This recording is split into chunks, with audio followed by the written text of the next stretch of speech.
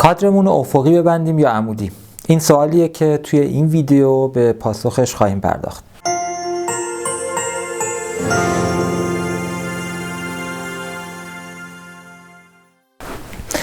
دوستان سلام، خوش اومدید به سومین ویدیو از مجموعه کادبندی در عکاسی. اینجا عکاس شوه و من مهدی هستم و خیلی خوشحال میشم که تجربیات عکاسیم رو با شما به اشتراک بذارم. در ادامه مباحث کادبندی در عکاسی میرسیم به یک سوال مهم که بعضا در ابتدای عکاسی ممکنه ذهن ما رو به خودش مشغول بکنه، اینکه کادرمون افقی باشه بهتره یا عمودی. قبل از هر چیز باید این رو بدونیم که انتخاب عمودی و افقی بودن کادر در بسیاری از موارد به سوژه و موضوعی که داریم ازش عکاسی میکنیم برمیگرده، اگرچه که در مواجهه افراد حالا کم تجربه تر اتفاقی که میفته اینه که اون دیوایس و وسیله عکاسی، اون ابزاری که در واقع ثبت تصویر باهاش انجام میشه،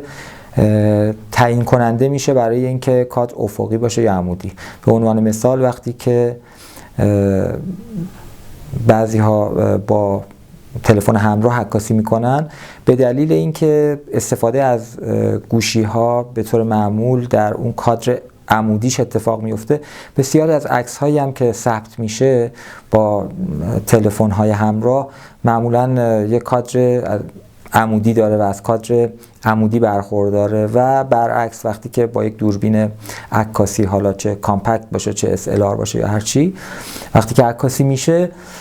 این کادربندی با یعنی به صورت کادر افقی انجام میشه. این به دلیل این هست که خب ابزار عکاسی فرق کرده، ولی بدیهیه که برای یک عکاسی که تجربه بیشتری داره و کادرش رو دقیق و هوشمندانه انتخاب میکنه، اینکه ابزار تعیین بکنه که ما از چه کادری استفاده بکنیم یک اتفاق درست و به جایی نیست. به همین خاطر لازم هست که توجه داشته باشیم که کادر افقی و عمودی چیزی نیست که با ابزار انتخابش تغییر بکنه و ما باید بدونیم که با هر ابزاری که داریم عکاسی میکنیم کادرمون رو خودمون آگاهانه و هوشمندانه انتخاب بکنیم. خب نکته اولی که توی این زمینه مهم هست بدونیم اینه که موضوع ما بسیار تعیین کننده است در این که ما کادر رو افقی انتخاب کنیم یا عمودی.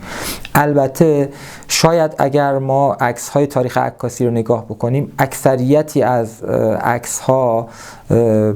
از کادر افقی درش استفاده شده و عکاسان عمدتاً تمایل بیشتری به استفاده از مستطیل افقی برای کادربندیشون داشتن و عمده عکس ها به این صورت ثبت شده. اما این در واقع یک نکته قطعی نیست که ما همیشه از کادر افقی استفاده بکنیم. خیلی وقتا ممکنه که کادر عمودی مناسب تر باشه برای عکسی که میگیریم،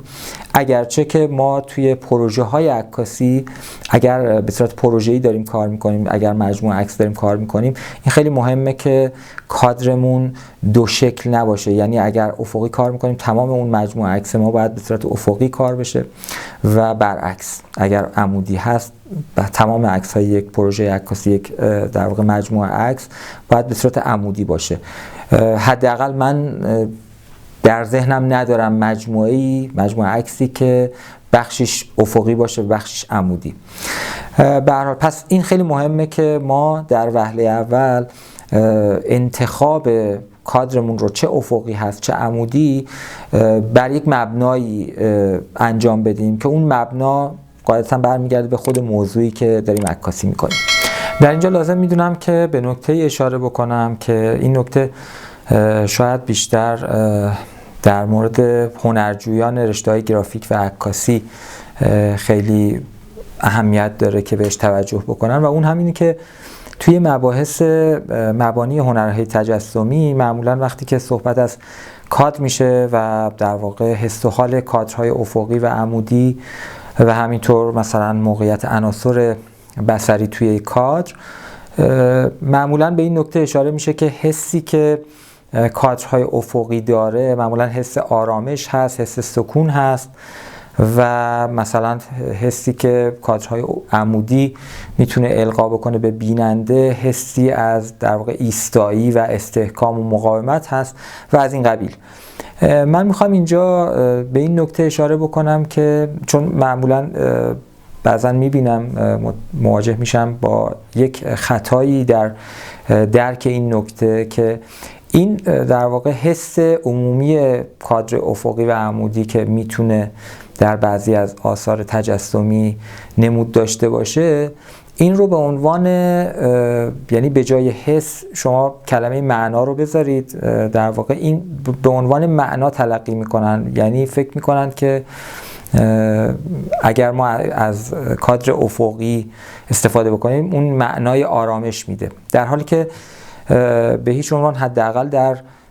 عکاسی اینطور نیست و آنچه که معنای کلی و حس کلی اثر عکاسانه رو شکل میده صرفاً خود ماهیت عکس هست و اینکه در واقع موضوعی که عکاسی شده چی بوده و به چه صورتی عکاسی شده.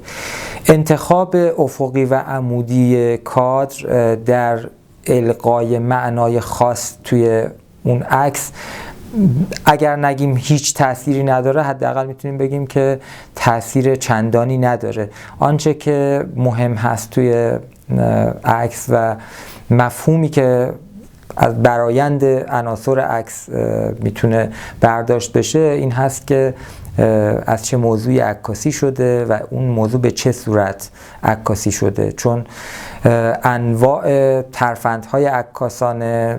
یا رویکردهای عکاسی که وجود داره میتونه فضای کلی عکس و بر همون اساس معنایی که از عکس برداشت میشه رو تغییر بده. در پایان اگر بخوام که جمع‌بندی عرایضم رو خدمتتون عرض بکنم،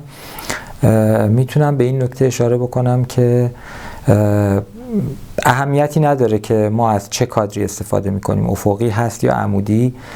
اگرچه که شاید اکثریتی از عکس‌های تاریخ عکاسی رو کادرهای مستطیل افقی تشکیل میدند، اما اون چیزی که بیشتر از هر چیزی اهمیت داره فارغ از اینکه کادر ما افقی هست یا عمودی این هست که ما کادرمون رو هوشمندانه کادربندی بکنیم و آنچه که در کادر ما میاد دقیقاً بر اساس یک انتخاب اتفاق بیفته و در واقع ما به تمامیت آنچه که توی کادر داره دیده میشه قبل از عکاسی بهشون اشراف داشته باشیم و متوجه باشیم که چه چیزهایی رو در کادرمون قرار میدیم. بر همین اساساً اینکه کادر ما افقی باشه یا عمودی هم انتخاب میشه، یعنی اون چیزی که اصل ماجراست این هست که ما بدونیم که چه چیزهایی رو میخوایم توی کادرمون قرار بدیم و چه چیزهایی که قرار نیست توی کادر ما قرار بگیرن و بر همین اساس خب کادر ما انتخاب میشه. ممنونم از اینکه تا پایان این ویدیو با من همراه بودید و امیدوارم مبحثی که ارائه شد برای شما مفید بوده باشه. اگر سوالی داشتید یا در مورد مباحث دیگه نظری دارید که باید در مورد اون مباحث صحبت بشه حتما توی کامنت ها قید بفرمایید. من تلاش میکنم که به تمام کامنت ها پاسخ بدم و در خدمتتون هستم.